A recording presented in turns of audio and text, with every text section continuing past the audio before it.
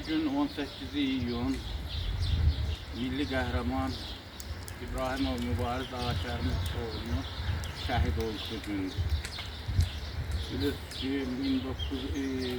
2010-cu ildə milli qəhrəmanımız erməni vandalları tərəfindən şəhid olmuşdur.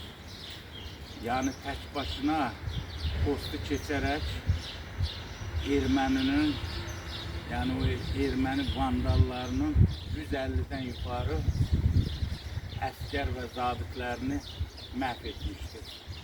Ona görə də Cənab Prezidentimiz sərəncamı əsasında 2010-cu ildə Mübariz İbrahimova milli qəhrəman adı verilmiştir. Bugün onun şəhid olduğu gündür.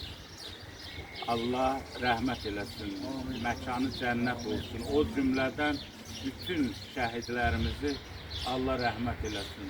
Qazilərimizə də can sağlığı. Burada elə şəhid ailələri də iştirak edir. Şəhid anası Nağıyev Rövşən Mərdanoğlu'nun anası Fatma xanım buradadır. Fatma xanım, buyurun da siz də kəlmə deyin. Allah şəhidlərə rəhmət eləsin, İbrahimova da rəhmət eləsin. Yeri cənnətdədir bunları. Onlar bizim qəhrəmanımız, onlar bizləri qoruyub ki, biz indi yaşayırıq. Onların hesabına yaşayırıq, yoxsa biz yaşamarıq indi. Allah bizə rəhmət eləsin. Teymur bəy, siz də bir şəhid övladı kimi gəlmə. Allah mübarizə qəni rəhmət eləsin. Gözəl döyüşdən sizə gözəl sayət verir. Allah tüm şəhidlərə rəhmət eləsin. Çox sağ olun. Allah sizə kömək edir. Belə bir yer təşkil etdiniz. Şəhidlərinizi yad ediniz. Borcumuz. Anladım bəy, siz də bir kəlmə deyin, siz də bir məcbur köçkün kimi. Allah şəhidlərimizə rəhmət eləsin. Yerləri cənnət olsun. Qazilərimizə can sağlığı. Sizin də bu bulağın yaradılmasında böyük əməli olur. Allah qədərinizi versin. Çox sağ olun ki, belə bir bulaq kompleksli şəhidlərdə sizin qabalarda. Hər gün biz bunu belə keçəndə də görürük, belə keçəndə də. Ona görə sizə təşəkkür edirəm. Sizə Allah şəhidlərimizə rəhmət etsin. Rəhman, siz də kəlmə deyin. Allah şəhidlərə rəhmət eləsin.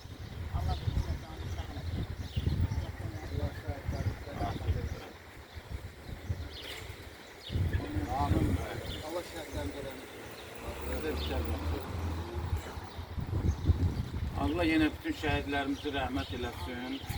Özünüz bilirsiniz, dünyada gedən bu prosesləri, yani Rusiya-Ukrayna müharibəsi, İsrail-İran müharibəsi, Cənab Prezidentimiz də özünüz bildiyiniz kimi xarici siyasətlə məşğuldur. Biz də daxildən Cənab Prezidentimizin necə o 44 günlük müharibədə arkasında durub, dəmir yumruq kimi birləşib qələbə qazandıq. İndi də biz daxildən Cənab Prezidentimizə kömək olmalıyıq, qayaq olmalıyıq ki, bizim dövlətimiz ön sıralarda getsin. Allah ölkəmizi qorusun, Allah dövlətimizi qorusun, Allah Cənab Prezidentimizi qorusun. Allah bir də bu müharibə odun bizə göstərməsin. Bizə göstərməsin. Görürsünüz, müharibədə nə qədər itkilər olur, nə qədər ailələr başsız qalır, nə qədər uşaqlar atasız qalır. Ona görə Allah Teala'dan arzum budur ki, biz bir də bu müharibə odun görməyək. Ona görə çətin bir prosesdir.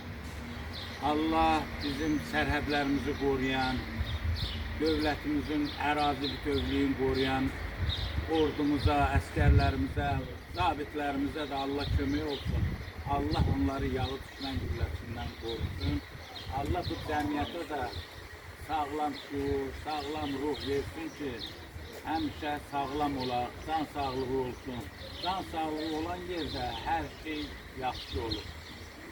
Biz də bu tədbirləri keçirməkdə, bu abidələr tikməkdə, bu bulaqların tikilməyində, belə tədbirlər keçirməkdə biz milli qəhrəmanlarımızı, bütün şəhidlərimizi, qazilərimizi biz dünyaya tanıtdırmalıyıq. İndiki və gələcək nəslimizə tanıtdırmalıyıq. Allah yenə şəhidlərimizi rəhmət eləsin. Bütün şəhid valideynləri, şəhid övladları qarşısında baş əyirəm, onların əllərindən öpürəm. Yenə Allah rəhmət eləsin, məkanları cənnət olsun. Şəhidlər ölmür. Şəhidlər həmişə bizim qəlbimizdə yaşayacaqlar. Onu biz yaşatmalıyıq. Biz belə anım, günləri, tədbirlər keçirməliyik ki, bizim şəhidlər yaşasınlar.